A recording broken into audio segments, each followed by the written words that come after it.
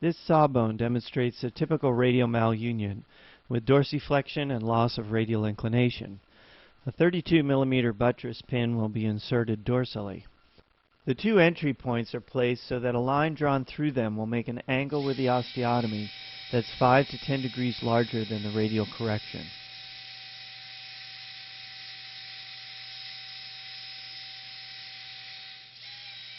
If the bone is very dense, it's a good idea to run the pin up and down a couple of times to make it a little easier to impact the leg of the buttress pin.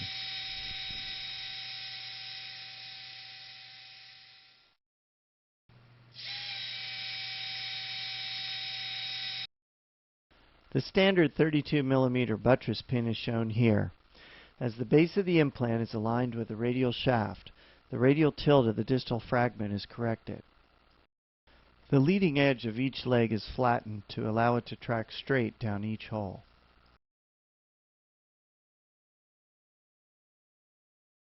The volar tilt of the distal fragment is corrected by creating a bend in each arm of the buttress pin.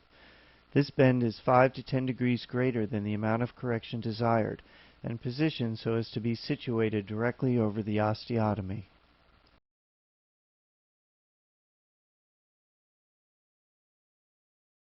The osteotomy is cut, but initially leaving the volar cortex intact. This allows the buttress pin to be inserted before the distal fragment becomes completely destabilized. The legs of the buttress pin are inserted into the holes. Insertion is simplified by cutting one leg slightly shorter than the other, which allows one leg to get started first. The legs are then impacted, alternating sides as the buttress pin is driven into the distal fragment. The buttress pin is aligned with the shaft, correcting the radial inclination. Here you can see how the bend in the arms of the buttress pin produces the volar tilt correction. The buttress pin will be secured with 2 screws and washers. The hole for the first is placed close to the osteotomy site and allows fine-tuning of the position of the distal fragment. The depth is measured and the proximal cortex is tapped. A wedge of reactive bone is usually present both radially and dorsally.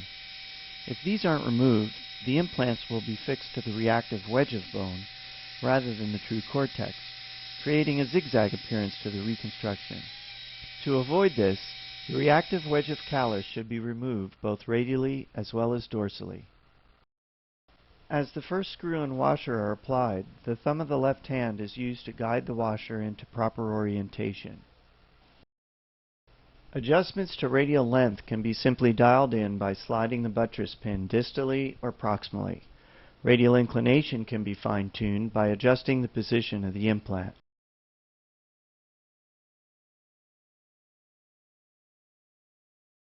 Strips of cortical bone graft, not shown here, are then placed in the defect. A 0.045-inch zebra wire is placed from the radial styloid through the graft and into the proximal fragment.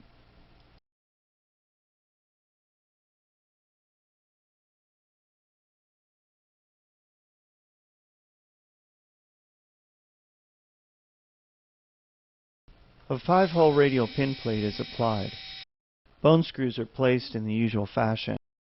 Again, in cases with hard cortical bone, it's often easier to tap the near cortex before inserting the screw. A second zebra wire is inserted, skipping at least one pinhole.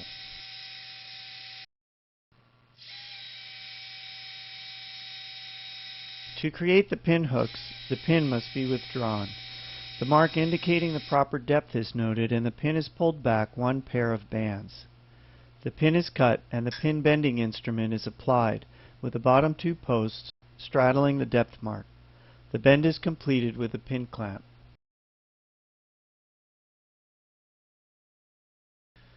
Adjacent pinholes in the plate are drilled with a spare zebra wire to allow seating of the hook.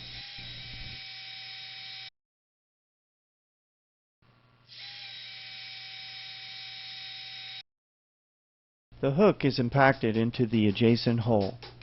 Rotating the pin impactor 90 degrees allows complete seating of the hook. The hook in the second zebra wire is created in an identical fashion.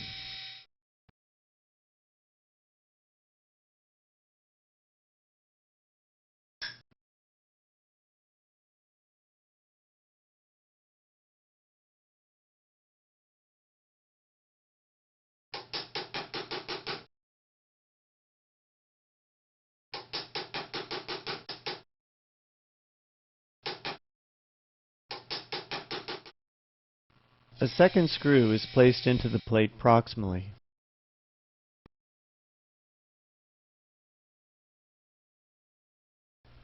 Finally, a second screw and washer is placed to secure the buttress pin. This prevents the buttress pin from migrating proximally, as well as rotating with radial deviation of the wrist. If room is limited, the screw and washer can be placed with the screw against the end of the loop. It is important to ensure that some deflection of the washer occurs as the screw is tightened to confirm compression of the buttress pin against the bone.